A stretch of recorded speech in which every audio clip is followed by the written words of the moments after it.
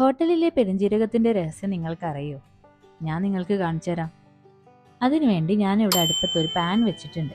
അതിലേക്ക് നമ്മൾ ചോറ് വെക്കുന്ന അരിയില്ലേ, അത് ഇത്രയും അളവിൽ ഞാൻ ഇതിലേക്ക് ചേർത്ത് കൊടുക്കുന്നുണ്ട്. അരി സെപ്പറേറ്റ് ആയിട്ട് വേണം വറുത്തെടുക്കാൻ.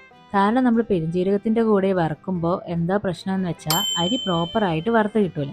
അതുകൊണ്ടാണ് ഞാൻ ഇങ്ങനെ ചെയ്യുന്നത്. അരി വറുത്തിട്ട് ഇപ്പോൾ ഒരു പൊരിന്റെ പോലെ പൊന്തി വന്നിട്ടുണ്ട്. ഇനി ഇത് നമുക്കൊരു പ്ലേറ്റിലേക്ക് ഇട്ട് കൊടുക്കാം. ഇനി നമുക്ക് പെരുംജീരകം വറുത്തെടുക്കണം. അതാണ് നമ്മുടെ മെയിൻ സാധനം.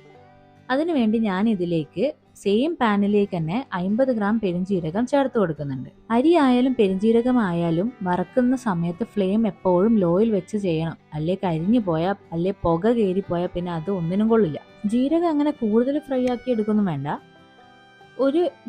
ഒന്ന് അത്യാവശ്യം ചൂടായി വരുന്ന സമയത്ത് ഇതിലേക്ക് 2 തണ്ട് കറിവേപ്പില നമുക്ക് ചേർത്ത് കൊടുക്കാം. 1 or 2 തണ്ട് ചേർത്ത് കൊടുക്കാൻ പറ്റും.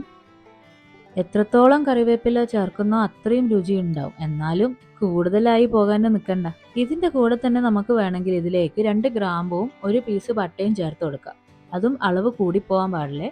ഞാൻ ഇപ്പം ഇതിലേക്ക് ഗ്രാമ്പും പട്ടയൊന്നും ചേർത്ത് കൊടുക്കുന്നില്ല. നിങ്ങൾക്ക് വേണമെങ്കിൽ ചേർത്ത് കൊടുക്കാം.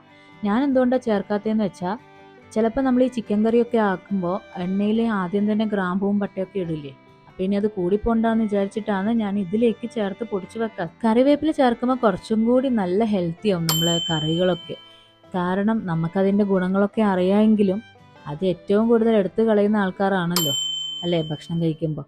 അത് തിന്നാനോ അത് ചവച്ച് തിന്നാനൊന്നും നമ്മൾ നിൽക്കാറില്ല. ഈ ഒരു രീതിയിലാകുമ്പം അങ്ങ് എത്തിക്കോളും, നമ്മൾ ഭക്ഷണത്തിന്റെ കൂടെ തന്നെ അങ്ങ് എത്തിക്കോളും. അതിന്റെ ഗുണങ്ങൾ നമ്മുടെ ശരീരത്തിന് കിട്ടുകയും ചെയ്യും. ഇതെല്ലാം നന്നായി ഫ്രൈ ആയിട്ട് വന്നിട്ടുണ്ട്.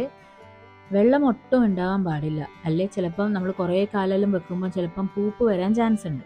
അതുകൊണ്ട് വെള്ളം തീരെ ഇല്ലാത്ത രീതിയിൽ തന്നെ നമ്മളിത് ഫ്രൈ ആക്കി എടുക്കണം കറിവേപ്പില. ഇനി നമുക്കിതൊന്ന് പൊടിച്ചെടുത്തിട്ട് വരാം. ചെറു ചൂടോട് കൂടി വേണം പൊടിച്ചെടുക്കാൻ.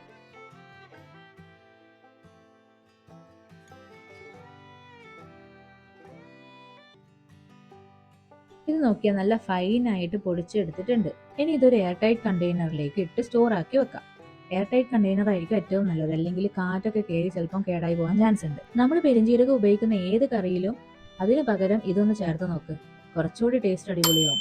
ഇത് ഉണ്ടാക്കി നോക്കിയിട്ട് നിങ്ങളുടെ അഭിപ്രായം ഒന്ന് കമന്റ് ബോക്സിൽ പറയണേ. വീഡിയോ ഇഷ്ടപ്പെട്ടാൽ ലൈക്ക് ചെയ്യാനും കൂടെ തന്നെ ചാനൽ സബ്സ്ക്രൈബ് ചെയ്തിടാനും മറക്കല്ലേ. കാരണം ഞാൻ അടുത്തതായിട്ട് അപ്ലോഡ് ചെയ്യാൻ പോകുന്ന വീഡിയോ ഒരു കഫ് റെമഡി വീഡിയോ ആണ്. അപ്പം അടുത്ത വീഡിയോ കാണാം. അപ്പം ശരി.